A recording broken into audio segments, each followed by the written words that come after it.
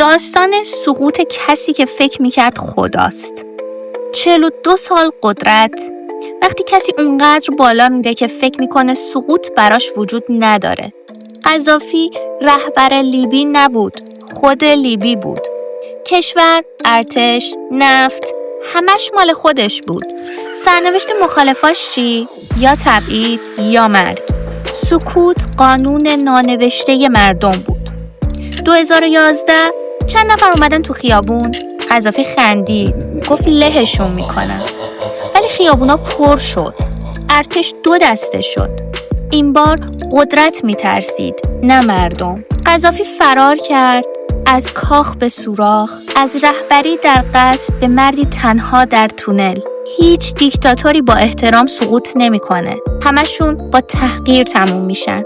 خب میدونی قدرتی که از ترسه با ترسم فرو میریزه.